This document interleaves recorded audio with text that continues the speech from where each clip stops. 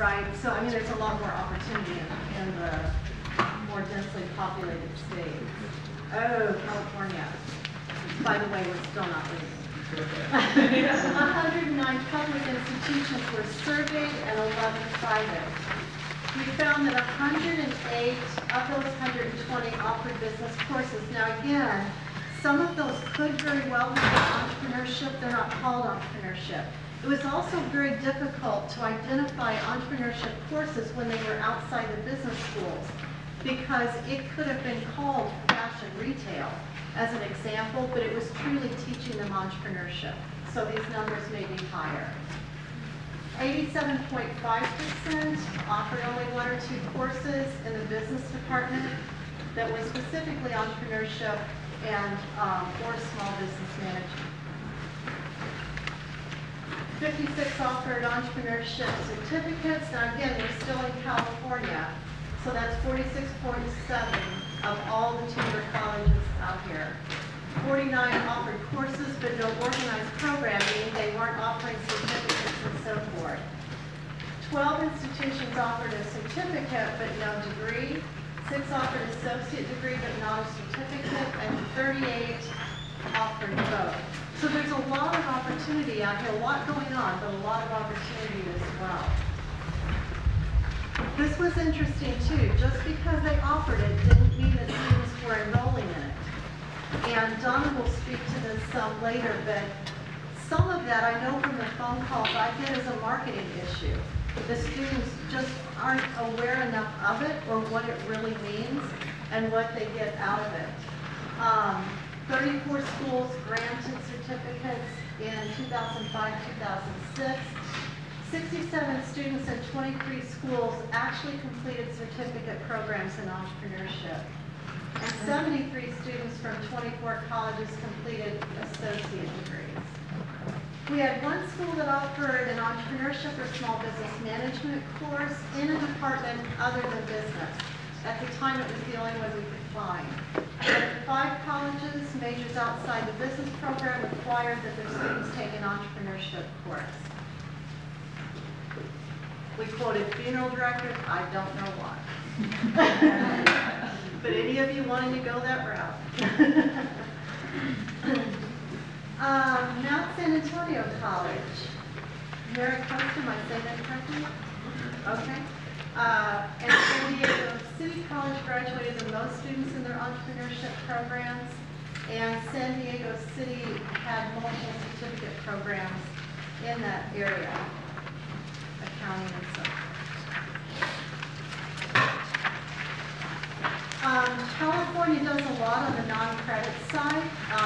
Again, they're 1 to 2 hour introductory talks, they're online courses, they're workshops, they're seminars, but that's pretty strong out here. Oh, good. Now we have to talk about Johnson County. Okay. Johnson County Community College was founded in 1969, right in that decade when lots of community colleges were being founded.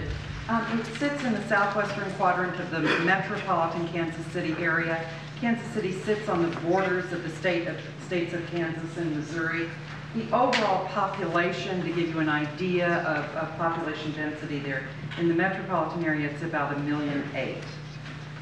We're on one campus, it's 234 acres, there's about 35,000 students. Again, credit and non-credit, but I'm quite certain that this 19,000 credit students is exactly what we have here at Santa Barbara City College. We have 22 buildings on campus, but particularly interesting out of that is the 22nd one to open does have an entrepreneurship center in it, which we did open in August of 07. We're part of the North Central accrediting area. We do belong to the League for Innovations, and many people often want to know how we're governed, and it is a 6-person board of trustees. If we look at the student profile on the credit side, 22% of them are recent high school graduates. The average age is about 26. It's 55% female, 64% of them are part-time students. The average class size is about the same as here, I'm quite sure. Over 1/3 of them indicate that they plan to transfer to 4-year schools. Plan is, of course, the operative word here. And we have about 50 1- or 2-year skill-based programs on campus. On the non-credit side, the continuing education and community service area serves about 155,000 people a year with about 3,000 workshops. Most importantly, are directly connected with what we're doing with entrepreneurship. They serve about, the SBCC located on our campus serves about 340 small business clients each year, and also they have about 1,000 persons that they serve in small business workshops. I did indicate that we did open an entrepreneurship center just this last August, and this has certainly been a goal of mine for quite some time. At this particular center, we do have a mission for our center. I would tell you that the center houses both the credit staff and the non-credit staff for the SBDC team.